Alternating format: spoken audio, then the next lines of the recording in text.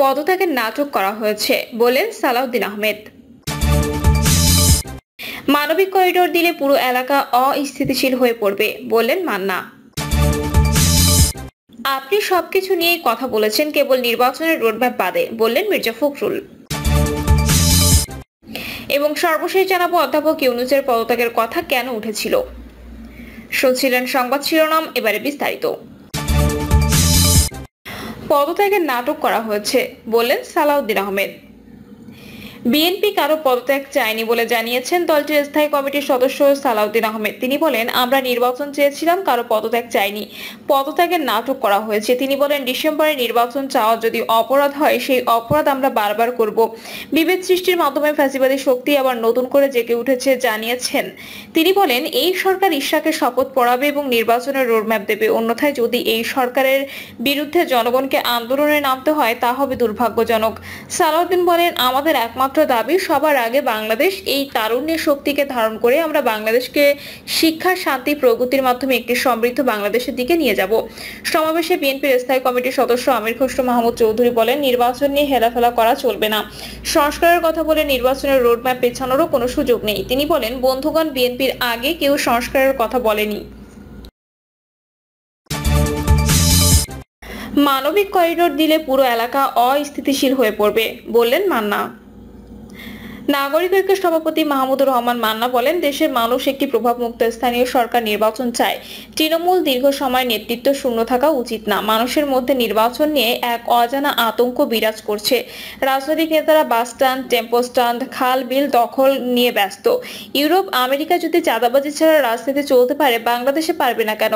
Rakhine রাজ্যে এমন কোনো কর্তৃপক্ষ নেই। এই নাজুক অবস্থায় মানবিক করিডোর দিলে পুরো এলাকা অস্থিতিশীল হওয়ার যথেষ্ট সম্ভাবনা রয়েছে। মাহমুদুর রহমান মান্না বলেন, চলমান আন্দোলনগুলোর ব্যাপারে সরকারকে সজাগ থাকতে হবে।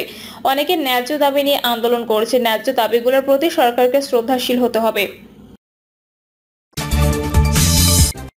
আপনি সবকিছু নিয়ে কথা বলেছেন, কেবল নির্বাচনের রোডম্যাপ বাদে বললেন মির্জা ফখরুল। অন্তর্বর্তী সরকার ও আগামী নির্বাচন প্রসঙ্গে বিএনপির মহাসচিব মির্জা ফখরুল ইসলাম আলমগীর বলেছেন, আমরা একটা রোডম্যাপ চেয়েছিলাম, 10 মাস কেটে গেছে, আপনারা একটা রোডম্যাপ ছাড়া আর সবকিছু নিয়ে কথা বলেছেন। এই এড়িয়ে যাওয়াটা অন্তর্বর্তী সরকারের সদিচ্ছা নিয়ে গুরুতর প্রশ্নের জন্ম দেয়। ইংরেজি ভাষায় লেখা পোস্টে মির্জা ফখরুল ইসলাম আলমগীর বলেন, প্রথম দিন থেকে আমরা অধ্যাপক ইউনূসের নেতৃত্বাধীন অন্তর্বর্তী সরকারকে আমরা শুধু সমর্থনই করিনি, তাদের সক্রিয়ভাবে সহযোগিতা করেছি। আমরা সংস্কার বিষয়ক প্রতিটি বৈঠকে অংশ নিয়েছি, আমাদের প্রস্তাব জমা দিয়েছি এবং যেখানেই আমরা দ্বিমত পোষণ করেছি তার পক্ষে স্পষ্ট যুক্তি স্থাপন করেছি। আমরা সবসময় জোর দিয়ে বলেছি যে সংস্কার একটা চলমান প্রক্রিয়া। কোনো দেশের সংস্কারের নামে সবকিছু থেমে যায় না এবং কোনো গণতান্ত্রিক দেশেই জনগণের সংসদ গঠনের জন্য নির্বাচন আয়োজনের প্রক্রিয়া সংস্কারের জন্য থেমে থাকে না। মির্জা ফখরুল আরো লিখেছেন, আমরা যেন মনে রাখি, এমন একটি শাসন ব্যবস্থা থেকে আমরা উঠে এসেছি যা শুধু কর্তৃত্ববাদী ছিল না, এটা ছিল একটা একনায়কতন্ত্র। এখন বাংলাদেশের জনগণ একটি নতুন সংসদের জন্য প্রস্তুত, যেটি তাদের দ্বারা নির্বাচিত এবং তাদের প্রতিনিধিত্ব করে। এমন একটি সংসদ যেখানে নির্বাচিত জনপ্রতিনিধিরা জাতির পক্ষে দেশের উন্নয়নের নীতি, প্রাতিষ্ঠানিক সংস্কার এবং মানবাধিকারের বিষয়ে কথা বলবেন। আমরা একটা রোডম্যাপ চেয়েছিলাম, 10 মাস কেটে গেছে, আপনারা একটা রোডম্যাপ ছাড়া আর সবকিছু নিয়ে এই কথা বলেছেন।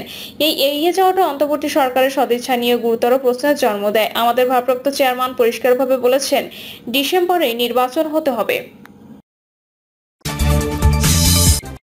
অধ্যাপক ইউনূসের পদত্যাগের কথা কেন উঠেছিল?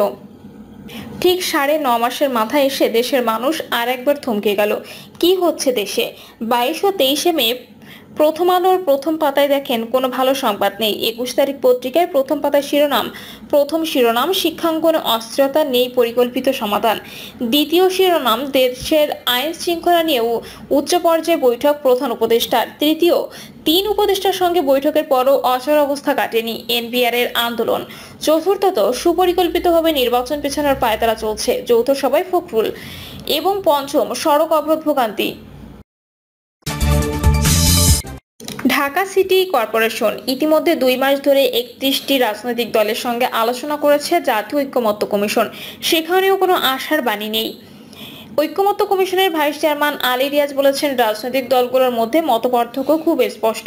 এমনকি এসব মতপার্থক্যের অনেকগুলো বিষয় মৌলিক বলে উল্লেখ করেছেন। রাজনৈতিক দলগুলোর কাছে আবেদন করেছেন শেষ মাইলটি অতিক্রম করতে দুদিক থেকে এগিয়ে আসতে রাজনৈতিক দলগুলোকে মতপার্থক্য ইতিমধ্যে জনসমক্ষে এসেছে।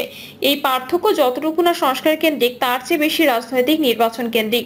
এমনকি রাজনৈতিক মতাদর্শের পার্থক্য তেমন বোঝা যায়নি।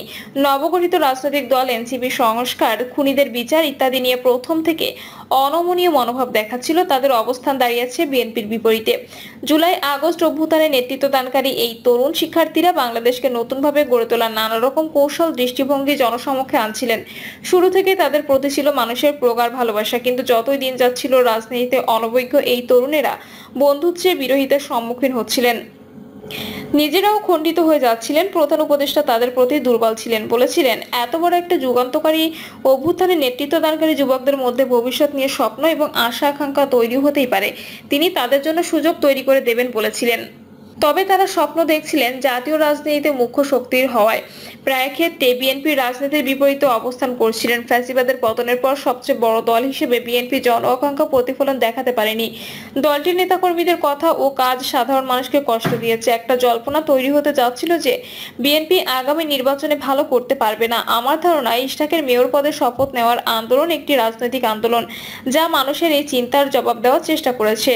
আন্দোলনে বিএনপি নেতাকর্মীদের ব্যাপক অংশগ্রহণ প্রমাণ করেছে যে বিএনপি এখনো দেশের সবচেয়ে বড় রাজনৈতিক দল।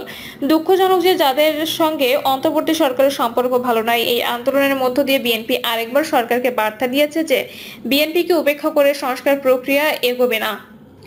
একটা প্রশ্ন এখানে করা যেতে পারে, কারো শক্তি বেশি বলে সে কি যা ইচ্ছে তাই করতে পারবে? সংস্কার তো একটি গুণগত প্রক্রিয়া। সিদ্ধান্ত কি এই সরকারের গুণগত দিক বিবেচনা করে নেওয়া হবে, নাকি শক্তি কিংবা সংখ্যাগরিষ্ঠতা দিয়ে হবে? গণতন্ত্র মূলত সংখ্যাগরিষ্ঠতা শাসন। সংখ্যাগরিষ্ঠ সদস্যরা যেটাকে সমর্থন দেবেন তারই ভিত্তিতে সিদ্ধান্ত হবে কিংবা দেশ পরিচালিত হবে। গুণগত বিষয়টি সদস্যদের জ্ঞান ও বিবেচনার কাছে আবেদন করা যেতে পারে, কিন্তু সেটার কোনো আইন বা বিধানগত নিশ্চয়তা নেই। একটা সমাজ জ্ঞান ও কৃতকৌশলের দিক থেকে যত সমৃদ্ধ হবে, রাজনীতিবিদেরাও তত জ্ঞান সমৃদ্ধ হবে। এই যে বিতর্কটা তোলা হয়েছে, আগে সংস্কার তারপর নির্বাচন, এই কারণে সেটা কোনো বিতর্ক নয়, কারণ অনন্তকাল ধরে সংস্কার একটি চলমান প্রক্রিয়া। একে থামিয়ে রাখার কোনো বিষয় নেই। আমরা আশা করতেই পারি যে পারস্পরিক আন্তরিক আলোচনার মধ্য দিয়ে এই বিতর্কগুলো নিষ্পত্তির দিকে আসা সম্ভব। সে ব্যাপারে কোনো অগ্রগতি দেখি না। গোলটেবিল বৈঠকে গিয়ে প্রশ্ন করেছিল এ পর্যন্ত সরকার কি সংস্কার করেছে। মজার বিষয় হলো, পত্রিকায় দেখলাম খোদ প্রধান উপদেষ্টা তার সহকর্মী উপদেষ্টাদের কাছে স্বগতোক্তির মতো বলেছেন, সংস্কারে তো এখনো পর্যন্ত কিছু করা হয়নি, কতদিনে করা যাবে, আদৌ করা যাবে? এখন খুব গুরুত্বপূর্ণ দুটি বিষয় বলতে চাই, তবে তার আগে একটা প্রশ্ন। বিএনপি সহ প্রায় সবকটি রাজনৈতিক দল অর্থাৎ এনসিপি, জামায়াত এবং অন্যান্য ধর্মবাদী দল বাদে নির্বাচনের রোডম্যাপ দেওয়ার জন্য সরকারের কাছে আবেদন জানিয়ে যাচ্ছে, কিন্তু সরকার সরাসরি কোনো জবাব দিচ্ছে না। প্রধান উপদেষ্টা মোহাম্মদ ইউনূস বলেছিলেন তিনি ডিসেম্বরে জাতীয় নির্বাচন দিতে পারবেন, কিন্তু কোনো উপদেষ্টা ডিসেম্বর মাসের কথা বলেননি।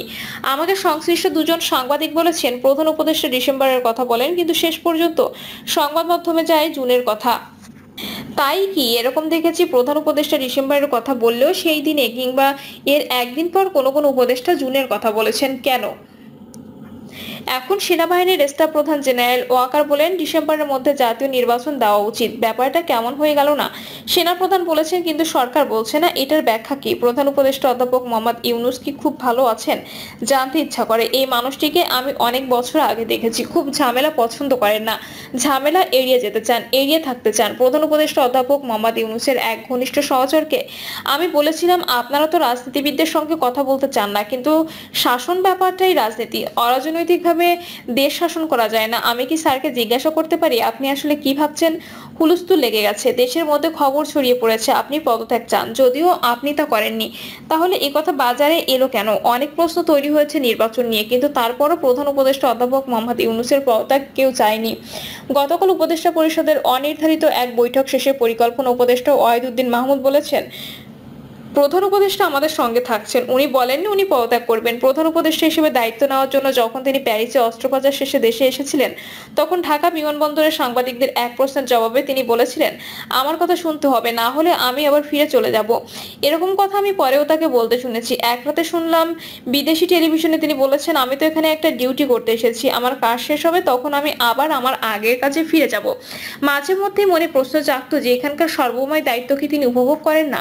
মূল কিছু সংস্কারের ব্যাপারে তিনি তো খুবই আন্তরিক ছিলেন। রাজনীতি তিনি পছন্দ করেন না, এটা তার সবথেকে বড় ঘাটতি এই ক্ষেত্রে। তিনি যদি সত্যি সরে যেতে চেয়ে থাকেন তা কি কারণে?